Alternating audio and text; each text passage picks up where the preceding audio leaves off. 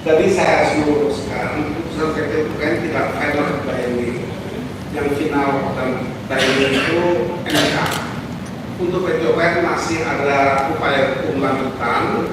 Apakah putusan ini kami bisa banding ke PT TUN atau kami mentaati isi putusan dengan mencari kompetensi yang tepat.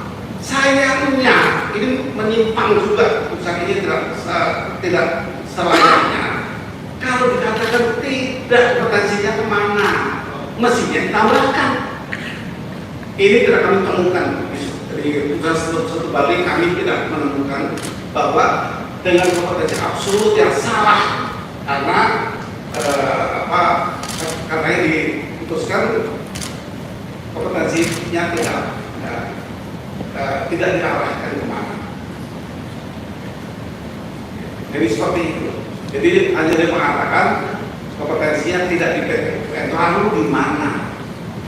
Putusan harus jelas. Ini masalah-masalah yang ditanggung jawab keadilan. Ya kalau tidak di PTUN di mana? Apa di PM atau di MK? Itu masih jelas. Artinya mana kami harus melakukan kompetensi yang tidak absolut yang kami lakukan. Padahal kan telah diterima dengan baik, diputus dengan baik oleh dismisal ketika pertama datang. Betapa banyaknya perkara di PTUN yang ditolak di dismisal. Kami lolos, kami betul, silakan lanjut. Itu bunyi putusan dismisal. Silakan dilanjutkan melalui nanti proses pengadilan. Nah ini juga satu kejanggalan. Saya tidak bisa menjawab apa, walaupun hakim yang ada keputusan boleh diramalkan ya kenapa sampai begini. Tapi saya pikir ini menjadikan suatu yang pembelajaran baik untuk masyarakat saat ini. Apakah pengadilan kita baik-baik saja?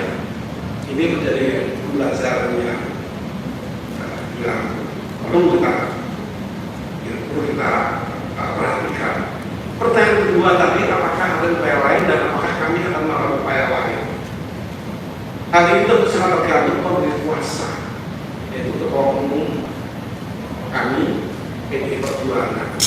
Namun kalau boleh saya berkata pribadi kayak sungguh, salah katakan tidak usah ada upaya hukum lain, banding atau hukum yang lain.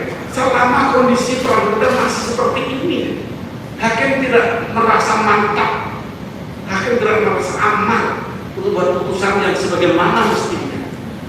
Kenapa? Kalau tidak bisa pokok perkaranya, kami yakin kami tidak mungkin tidak bisa membuktikan apa kesalahan KPU sehingga cacatnya seorang calon wakil presiden. Ini sudah tersebar di mana-mana buatan kami. Sebenarnya kalau nanti perbuatan bisa dibagikan, kami meyakini kami bisa membuktikan dalam buktian perkara ini kalau masuk pokok perkara, dan ini tidak dipertimbangkan karena sudah didahului dengan kompetensi absolut atas eksepsi dari tergugat dari KPU. Ini saya pribadi dan secara hormat saya belum mendengarkan begitu kuasa. Apakah saya harus melangkah ke pelanggaran lainnya yang diarahkan tadi atau saya harus banding? Situasi negara kita di bidang hukum tidak banyak bermanfaat kalau keadaan seperti ini. Maka harapan kami Presiden Prabowo akan merombak kondisi negara di bidang hukum. Dan saya perhatikan statement Presiden tentang hal ini. Bahkan menteri-menterinya pun diminta oleh Presiden yang baru untuk tertib di semua hal, termasuk tidak menggunakan kewenangannya atau jabatannya, menggunakan surat saja ditegur untuk kepentingan yang bukan untuk kedinasan. Itu contoh yang terjadi. Besar harapan kami kepada Presiden Prabowo untuk melakukan perbaikan-perbaikan terutama di bidang peradilan, karena sudah jelas transaksional terjadi, intervensi terjadi. Apa gunanya lagi kita akan appeal banding atau negara ini yang anggap tepat untuk dilakukan gugatan ini? Tidak ada gunanya. Dan ini yang kami sampaikan kepada ketua umum pemilik kuasa. sudah jangan sampai publik membaca, memahami, mengerti kenapa kita potensi persoalkan mereka polos dismisal. Di sinilah pengadilannya yang akan melanjutkan. Oh, nggak cocok pada hakim yang ini tidak masuk ke perkara.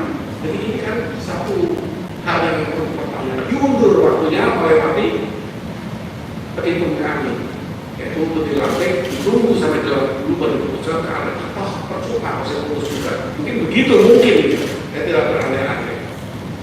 Begitu pendapat saya dari